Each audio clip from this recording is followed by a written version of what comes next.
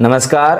इस वीडियो में आज शारदीय नवरात्रा के दूसरे अध्याय को सुनेंगे। श्री दुर्गा सप्तशती का दूसरा अध्याय। प्राचीन काल में देवताओं और असुरों में पूरे 100 वर्षों तक घोर युद्ध हुआ था और देवराज इंद्र देवताओं के नायक थे। इस युद्ध में देवताओं की सेना परास्त हो गई थी और इस प्रकार संपूर्ण देवताओं की जीत महिषासुर इंद्र बन बैठा था। युद्ध के पश्चात हारे हुए देवता प्रजापति श्री ब्रह्मा को साथ लेकर उस स्थान पर पहुंचे जहां पर कि भगवान शंकर विराजमान थे।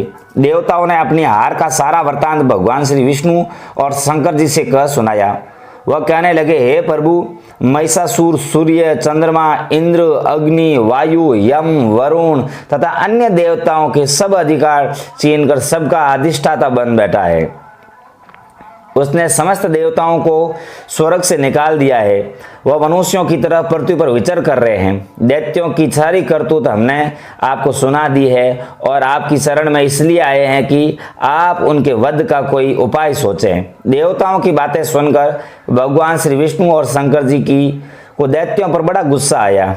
उनकी भौहें तन गई और आंखें लाल हो गई। गुस्से में भरे हुए भगवान विष्णु के मुख से बड़ा भारी तेज निकला और उसी प्रकार का तेज भगवान शंकर, ब्रह्मा, इंद्र आदि दूसरे देवताओं के मुख से प्रकट हुआ।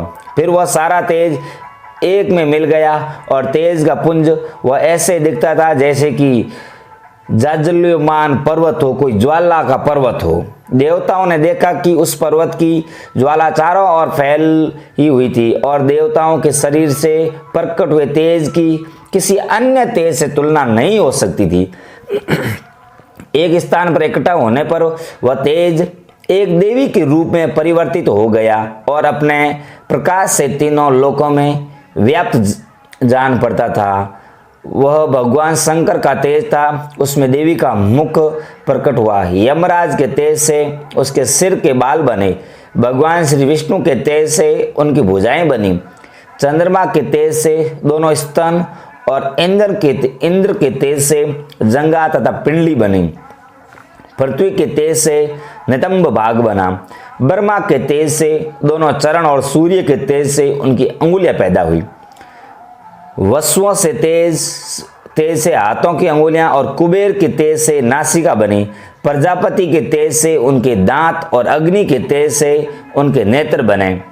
संध्या के तेज से उनकी भौहें और वायु के तेज से उनके कान प्रकट हुए थे। इस प्रकार उस देवी का प्रादुर्भाव हुआ था। महिषासुर से पराजित देवता उस देवी को देखकर अत्यंत प्रसन्न हुए। भगवान शंकर ने अपने त्रिशूल से एक त्रिशूल निकालकर उस देवी को दे दिया और भगवान विष्णु ने अपने चक्कर में एक चक्कर निकालकर उस देवी को दिया। वरुण ने अपने चक्कर में से एक चक्कर निकालकर उस देवी को दिया। वरुण ने भी देवी को शंख भेंट किया। अग्नि ने उसे शक्ति दी। वायु ने उसे धनुष और बाण दिए। सहस्त्र नेत्रों वाली श्री देवराज इंद्र ने उसे अपने वज्र से उत्पन्न करके वज्र दिया और ऐरावत हाथी का एक घंटा उतार कर देवी को भेंट किया गया। यमराज ने उसे काल दंड में से एक दंड दिया और वरुण ने उसे पास दिया। प्रजापति ने उस देवी को स्फटिक की माला दी और ब्रह्मा जी ने उसे कामंडलू दिया। सूर्य ने देवी का समस्त रोमों में अपनी किरणों का तेज भर दिया। काल ने उसे चमकती हुई ढाल और तलवार दी। उज्ज्वल हार और दिव्य वस्त्र उसे भेंट किया और इसके साथ ही उसने दिव्य चूड़ामणि दी। 2 कुंडल, कंकण, उज्ज्वल अर्धचंद्र, बाहों के बाजूबंद, चरणों के लिए नुपुर, गले के लिए सुंदर हंसली और अंगुलियों के लिए रत्नों की बनी हुई अंगूठियां उसे दी। विश्वकर्मा ने उनके फरसा दिया और उसके साथ ही कई प्रकार के अस्त्र और अभेद्य कवच दिए और इसके अतिरिक्त उसने कभी न कुमलाने वाली सुंदर कमलों की मालाएं भेंट की। समुद्र ने सुंदर कमल का फूल भेंट किया। हिमालय ने सवारी के लिए सिंह और तरह तरह के रत्न भेंट कर दिए। यक्षराज कुबेर ने मधु से भरा हुआ पात्र और शेष नाग ने उसे बहुमूल्य मणियों से विभूषित नागहार भेंट किया। इसी तरह दूसरे देवताओं ने भी उसे आभूषण और अस्त्र देकर उसका सम्मान किया। इसके पश्चात देवी ने उच्च स्वर से गर्जना की, उसके इस भयंकर नाद से आकाश गूंज उठा। देवी का वह उच्च स्वर से किया हुआ सिंहनाद समा न सका। आकाश उसके सामने छोटा प्रतीत होने लगा। उससे बड़े जोर की प्रतिध्वनि हुई, जैसे समस्त विश्व में हलचल मच गई और समुद्र कांप उठे, पृथ्वी डोलने लगी और सबके सब पर्वत हिलने लगे। देवताओं ने उस समय प्रसन्न हो सिंह वाहिनी जगत्यमी देवी से कहा, हे देवी तुम्हारी जय हो। इसके साथ महर्षियों ने भक्ति भाव से विनम्र होकर उनकी स्तुति की। संपूर्ण त्रिलोकी को शोकमग्न देखकर दैत्यगण अपनी सेनाओं को साथ लेकर और हथियार और सजाकर उठ खड़े हुए और महिषासुर के क्रोध की कोई सीमा नहीं थी। उसने क्रोध में भरकर कहा, यह सब क्या उत्पात है। फिर वह अपनी सेना के साथ उस ओर दौड़ा जिस ओर से भयंकर नाद का शब्द सुनाई दिया, और आगे पहुंचकर उसने देवी को देखा जो कि अपने प्रभा से तीनों लोकों को प्रकाशित कर रही थी। उसके शरणों के बाहर से पृथ्वी दबी जा रही थी। माथे के मुकुट से आकाश में एक रेखा सी बन गई थी और उसके धनुष की टंकोर से सब लोग शुद्ध हो रहे थे। देवी अपने शस्त्र भुजाओं को संपूर्ण दिशाओं में फैलाए खड़ी थी। इसके पश्चात उनका दैत्यों के साथ युद्ध छिड़ गया और कई प्रकार के अस्त्र शस्त्रों से सब की सब दिशाएं उद्भासित होने लगी थी। महिषासुर की सेना का सेनापति सिक्सूर नामक एक महान असुर था। वह आगे बढ़कर देवी के साथ युद्ध करने लगा और दूसरे दैत्यों की चतुरंगिणी सेना साथ लेकर चामर भी लड़ने लगा और 60,000 महारथियों को साथ लेकर उद्गर नामक महादैत्य आकर युद्ध करने लगा। और महाहनु नामक असुर 1 करोड़ रथियों को लेकर असीलोम नामक असुर 5 करोड़ सैनिकों को साथ लेकर युद्ध करने लगा। वास्कल नामक असुर 60 लाख असुरों के साथ युद्ध में आ डटा। विडाल नामक असुर 1 करोड़ रथियों सहित लड़ने को तैयार था। इन सब के अतिरिक्त और भी हजारों असुर हाथी और घोड़े साथ लेकर लड़ने लगे और इन सब के पश्चात महिषासुर करोड़ों रथों, हाथियों और घोड़ों सहित वहां आकर देवी के साथ लड़ने लगा। सभी असुर तोमर, बिंदीपाल, शक्ति, मुसल, खड़ंगों, फरसों, पट्टियों के साथ रणभूमि में देवी के साथ युद्ध करने लगे। कई शक्तियां फेंकने लगे और कोई अन्य शस्त्र आदि, और इस प्रकार युद्ध भयंकर खड़ा हो गया। इसके पश्चात सब दैत्य अपनी अपनी तलवारें हाथों में लेकर देवी की ओर दौड़े और उसे मार डालने का उद्योग करने लगी। मगर देवी के ने क्रोध में भरकर खेल ही खेल में उनके सब अस्त्र शस्त्रों को काट दिया।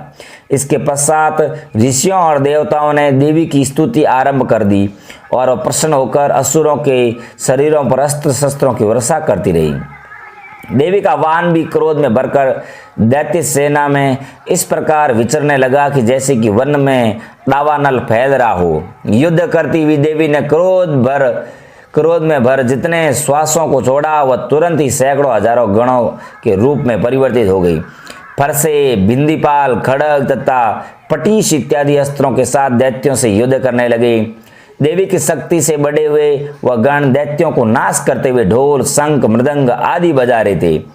तदंतर देवी ने त्रिशूल, गदा, शक्ति, खड़ग इत्यादि से सहस्त्रों असुरों को मार डाला। कितनों की घंटों की भयंकर आवाज से ही यमलोक पहुंचा दिया गया। कितने ही असुरों को उनके पास में बांधकर पृथ्वी पर घर घसीटा। कितनों को अपनी तलवार के से टुकड़े टुकड़े कर दिए गए और कितनों को गदा की चोट से धरती पर सुला दिया गया।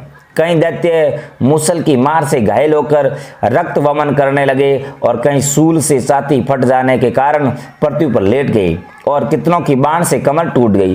देवताओं को पीड़ा देने वाली दैत्य कट कट कर मरने लगे। कितनों की बाहें अलग हो गई, कितनों की गिरवाएं कट गई, कितनों के सिर कटकर दूर भूमि पर लटक गए, कितनों के शरीर बीच में से कट गए और कितनों की जंघाएं कट गई, वह पृथ्वी पर गिर गए। कितने ही सिरों व पैरों के कटने पर भी भूमि पर से उठ खड़े हुए और शस्त्र हाथ में लेकर देवी से लड़ने लगे। और कई दैत्यगण भूमि में बाजों की ध्वनि के साथ नाच रहे थे। कई असुर जिनके सिर कट चुके थे बिना सिर के धड़ से ही हाथ में शस्त्र लिए हुए लड़ रहे थे।